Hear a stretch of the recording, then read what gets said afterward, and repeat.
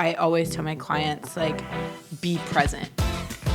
Like, just remember to be present in the moment. Like, don't worry about me. Don't worry about what I'm doing. I can take care of myself. I'm a big girl. Be present with each other. Hi everybody, and welcome to episode 2 of Wedding Chats. My name is Nick Gerber, and I'm the host. Today we get to speak to Belen Aquino, one of my colleagues. She's within our Gerber and Scarpelli family. She is a tremendous talent and has been a great friend and mentor of mine for my entire career. I'm so thrilled to bring you her chat. Please stick around after the show, and thanks so much. Welcome to Wedchats. The principal reason that I wanted to start this was there was a couple of them.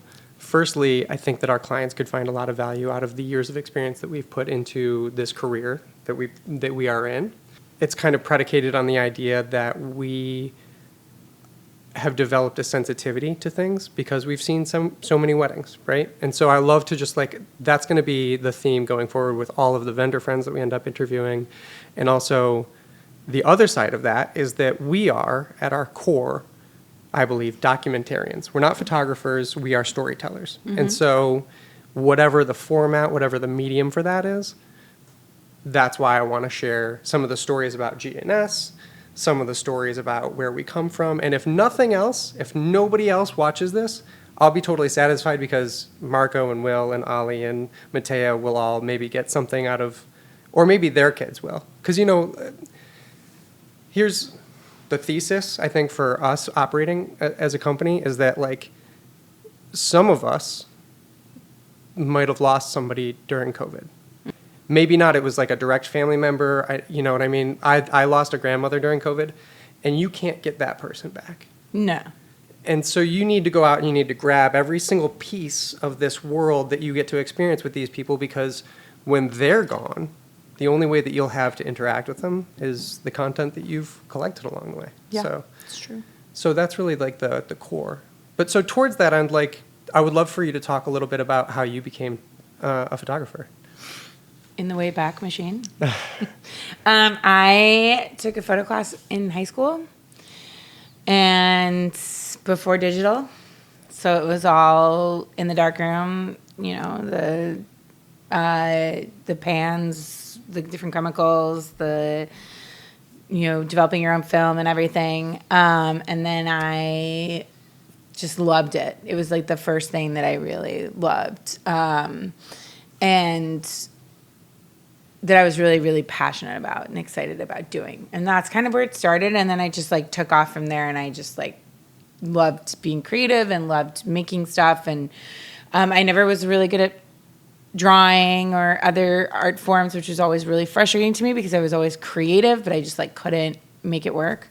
So that's where it started. And then I went to art school. I thought I wanted to be a fine artist. And being a fine artist can be a little lonely and a little navel gazing. I'm not that works for a lot of people, but that's not me. I'm way too social for that. I like being around people. I like talking to people. And so I worked in a commercial studio for a year and a half, at a catalog house on the south side. And then really didn't want to go back, not because I didn't love it or I didn't love the people. I actually loved it. I loved the people. The commute was brutal, and I wanted to be able to sleep in. Priorities when you were 21, 22. Yeah, priorities when you're 20. And so then I saw a listing and ended up hooking up with Kurt and Mike, and the rest is history, as they like to say. Well, we're going to get deep into the history of it. Looking back on it now, I should have always known I was going to be a creative person, because a lot of my earliest memories as a child even are of color and of light.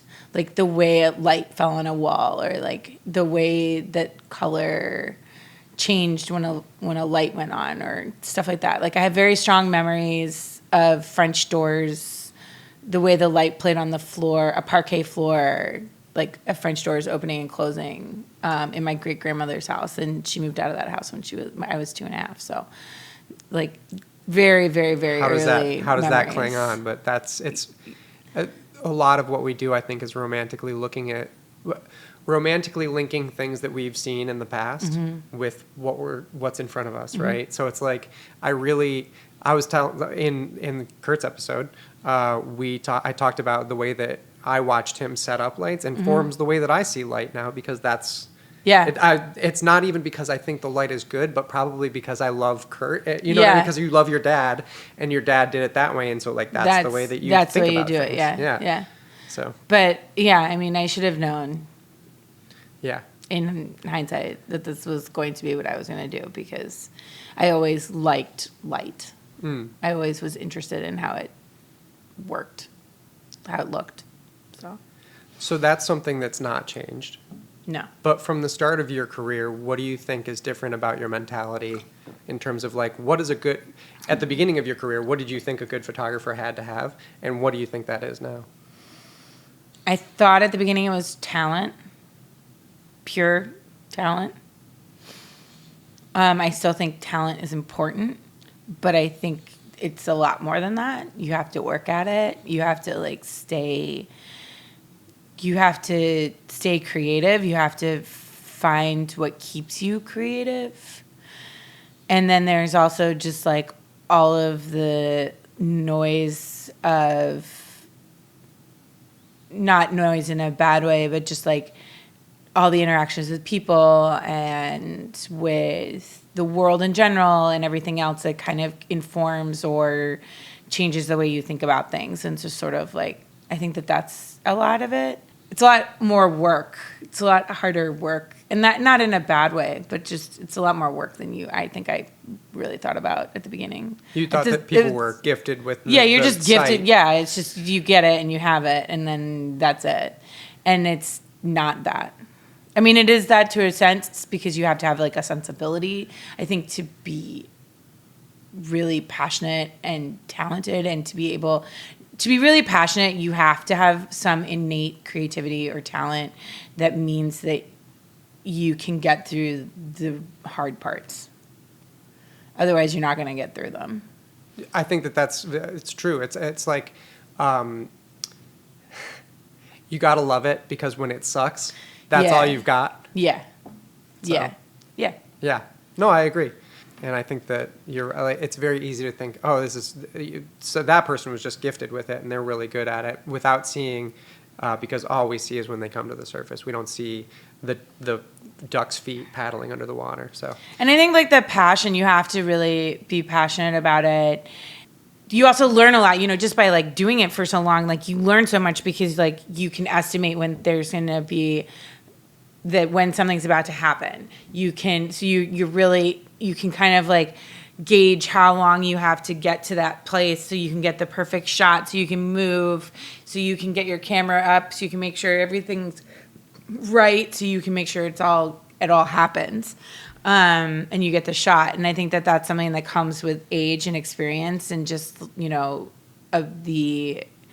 that's not talent, that's learned behavior. Right.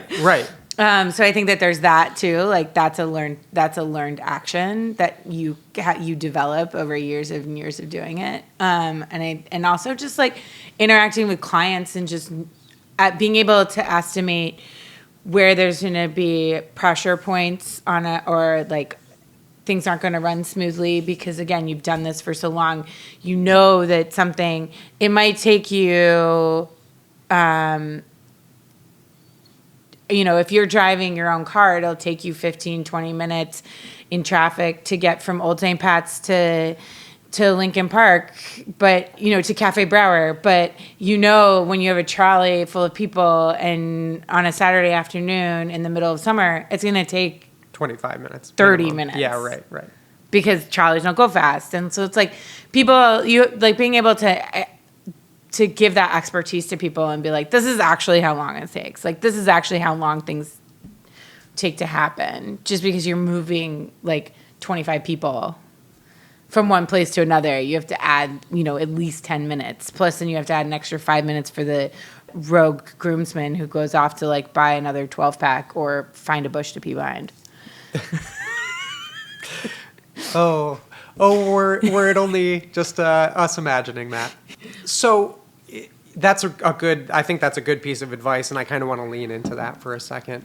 What do you think are some things that, like, do you or have you seen things that you think, I don't know if you're going to have the best wedding day experience because of X? And like, so towards that end, is it like really thinking about the amount of transportation that you have on your wedding day? Is it doing a first look so that you have time to do pictures? Like, what do you think are some things that sort of generally are good advice for couples as they think about their wedding day? And it could be a mentality. Everything. I mean, I have a couple. I always tell people everything takes longer than you think it will. And that could be, it might take 5 minutes longer, it might take 20 minutes longer. It just kind of depends on what the situation is. Build in the cushion. Build in a cushion, because you will always need it. And if you don't, great. Then you have time to like sit and chill on a hot day and have an extra glass of champagne and hang out with your friends. Right. The worst case scenario is you get to powder your scenario. nose and have a glass of champagne because you Yeah. got to the venue like 10 minutes early. 15 Yeah, that's minutes great. early. Cool. You Right. go to the bathroom. Yeah. Like sit in a freezing cold air conditioned room for 10 minutes and chill. After you've just been like running around in the sun in August in a giant wedding dress. And I think that that's important. Sometimes those are the memories, sort of like those gaps sometimes that's where you could make a memory happen in like a funny way, as in real life, like as a person. Sometimes those like weird downtime moments are like even more precious than all the chaos that happens. Because maybe that's the first time that you and your husband have been alone, or as a partners that you've been alone together for your entire day. If you like didn't do a first look and you've just been surrounded by people since you woke up in the morning, and then you get 10 minutes to like sit in the bride room at the history museum and have a glass of champagne and eat some hors d'oeuvres, and you're like, hi, did you take the dog out this morning? Like, what'd you do? Was everybody stressed? Yeah, right. Yeah. What, and then like that's that. You look down and you see that you got the ring on for the first time. You're like, holy shit, we did this. Yeah, and like that kind of a moment is cool. So like making space for those sorts of like spontaneous things to happen, or just to like have those private moments, I think is important. And that kind of like actually dovetails really easily into, I always tell my clients, like, be present. Like just remember to be present in the moment. Like, don't worry about me. Yeah. Don't worry about what I'm doing. I can take care of myself. I'm a big girl. Be present with each other. Look at each other. Nothing else matters. Just remember that. That's what we're all here for. Right. You're having a big party because of the two of you. So, like, nothing else matters. Yeah. So I think that that's another thing I always tell people.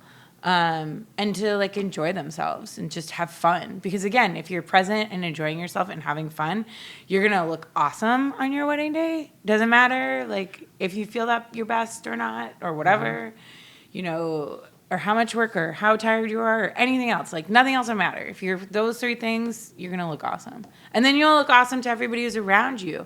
And then it's infectious, and like all of that energy and that positive energy like pushes out, and everybody's happy and excited and having a good time because you're happy and excited and having a good time. Right. No, it's true. I think that this parallels with real life, I think, is that we, a lot of times if you're feeling glum, if you're gloomy, if you're feeling down, you'll look out into the world and that's what you will see. Yeah. When actually, like, if you like walk down the street and you're like snapping your fingers and you got a pep in your step, is like, that's the energy that you'll see. And really what that is it's like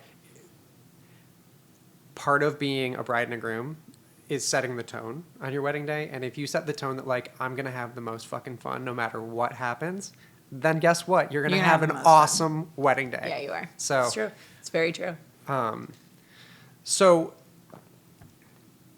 I think the game here from a wedding photographer's perspective is that you get this big party and you do this big thing and it's huge. But the core of it is that it's you and your partner saying, I want to be with you for the rest of my life, and I want to spend those days with you. And I want to maybe this is the start of our family, officially.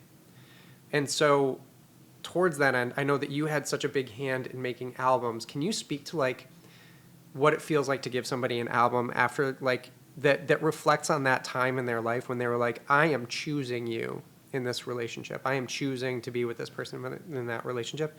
And like, what does it feel like to be able to give them a book that's like, that's that moment documented in a way that's beautiful and artistic, and also that you can, it's like the thing that people run into their houses for. If there's a fire or a flood, like, it's to grab the memories. Yeah, it's true. So what, like, that's huge. Does that, do you feel that every time you hand a book over, or is it like a thing that you're just like, what do you think? I never think, I don't think I've ever thought about it to like in such a sentimental way as that. I've always sort of thought about it as like, this is the distillation down of the story. I've always thought of it more as like in a narrative way, less so than like in preciousness. Sure. But that sort of probably leads to the fact that I'm like I have like a practical personality. So that's sort of the way I think about things. But I think that I definitely try to distill down what the story is. Like, what are those key moments? What are those like magical moments of the day? What are those beautiful artistic moments from the day that you want to capture and like have to look at every time? And that can be really hard for people to sort of distill that down. And there's ways that, we can kind of finesse that process. I also think, I have a lot of clients that are, they might not have a perfect, they don't have like the perfect, nobody has a perfect family. Nobody has a perfect life. That's a lie. But, balancing that, like those family pictures versus your friends, like the family you choose versus the family you have, and like sort of threading that needle, I think for an album is like a great place to do, because you're capturing a finite moment in time. So these are the people that were important in our lives at that moment, but you also are capturing it for posterity. Like there is a good chance that book may end up, like if the book doesn't, pictures from that book will end up on the table at your kid's wedding. Right. You're right. So like, what does that look like? So there's this weird push and pull almost, and this weird tension between like, this is a capturing of a moment in our lives. This is this one thing and this one moment and this snapshot.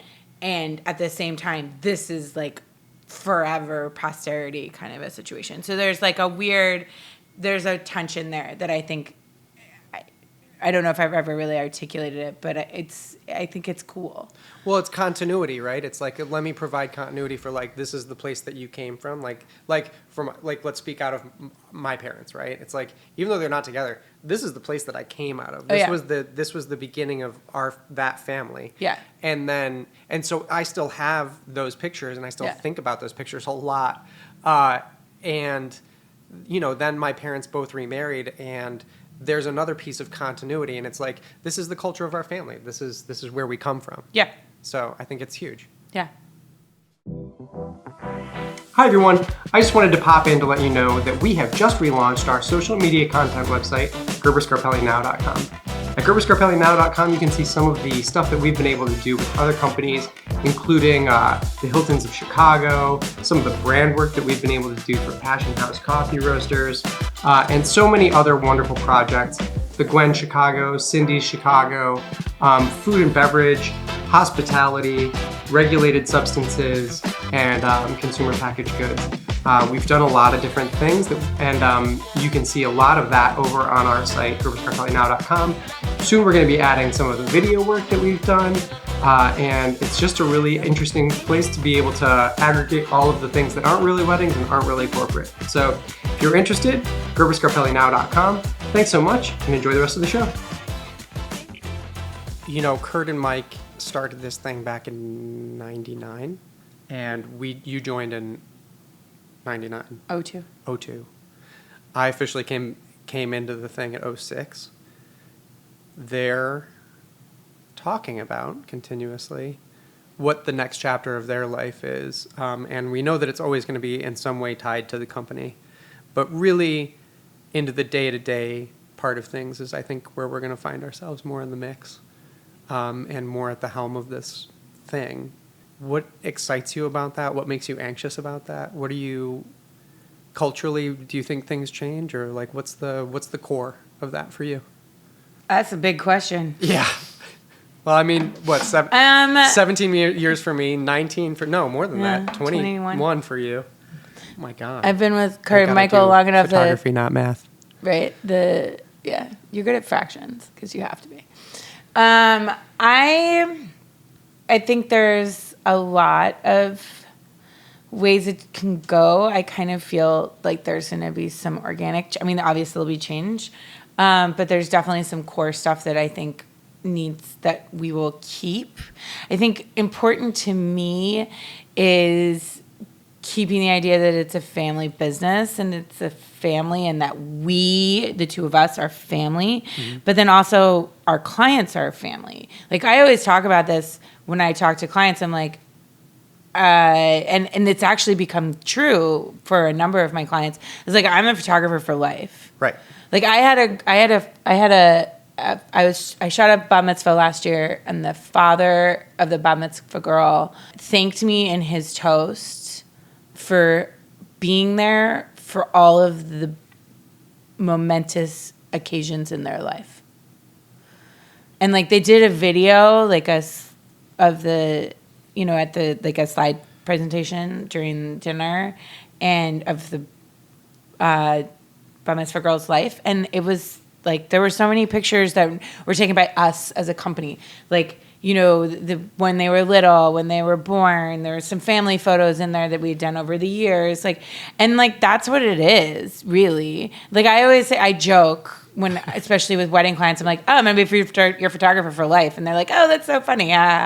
You're like, and like, I'm no, not I'm not kidding. Like I have those clients. I just had a client reach out to me recently. Her son is going into his senior year of high school. She's like, I need you to come in. We're going to do senior pictures in the fall. And well, your career could drink, so that actually makes a lot of sense. It makes a lot of sense.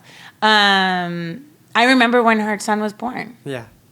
Like I remember I did her maternity pictures. I shot her wedding. Mike and I did her maternity session together.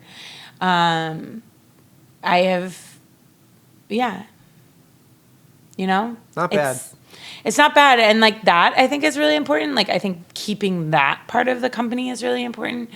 Really what it looks like beyond that, I think is going to depend on how we decide to what direction we decide to take it in. And I think that depends on a lot where life is going, like where technology is going, how everything changing. I feel like there's going to be a lot of change, but I also feel like weddings are somewhere that there isn't going to be a lot of change because it's so steeped in tradition and it's such a labor-intensive business that I think that there's something about capturing that humanity that you can't like replace as easily with a robot. Right.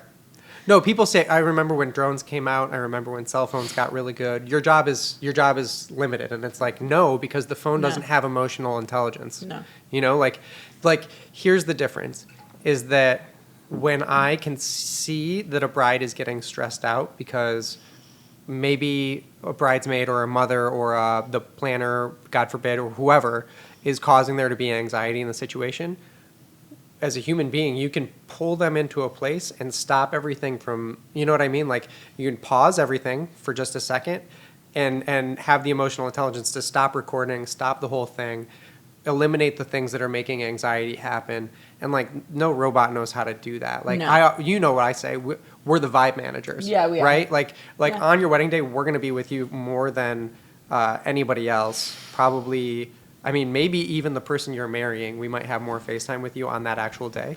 And so towards that end, it's like, and by the way, we're staring at you through, this sounds creepy. We're staring at you through this rectangle, but like towards that end, I'm feeling the emotions that you're feeling because I'm looking at your face while they're happening. Yeah. And so that means that I'm in touch with like what's going on in the situation. And there is, I mean, maybe AI and facial recognition and drones and phones and AI, what's the mind drift or whatever the whole thing is. It's like maybe that'll do a thing, but I don't think the other part is it like we are documenting something that's happening. We're not generating something out of generative AI. It's not like, oh, let's generate a picture of the Drake ballroom with the bride and groom in it. Yeah. You know what I mean? And then Photoshop my face onto it. Like, who wants that? Nobody wants that. So like, but me and my grandma and my sister in a picture, like, that is a casual snapshot, or even if we take a second, we like put it all together, and then we decide that we want to talk about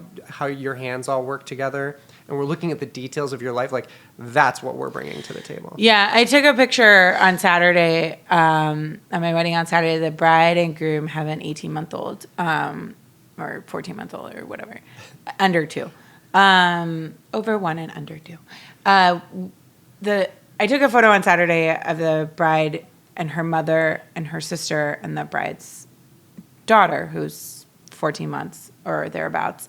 And they were kind of getting stiff after it was towards the end of formals. Everybody was kind of over it. And I made the comment that, just think about it. Everybody give me like one last smile. Just remember, this is 3 generations in one photo. And the mom lost it. Yeah. Like, I could see like her eyes getting moist and everything, and like tearing up a little bit. And because that's what it is. It's like, that's legit. These are 4 women who are connected to each other, and that's 3 generations. Yeah. And that's so cool. Right.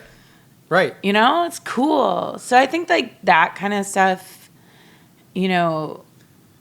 To your point, I think that's why weddings is a thing. Like, that's gathering your friends and your family around you to celebrate your choice to be with somebody. Yeah. Is a primal human feeling, I think. And Yes. no matter what the size or scale. And here's my point. I don't care if you're having a $2 million wedding. No. I don't care if you're having a $200 wedding. No. Like, get great photography.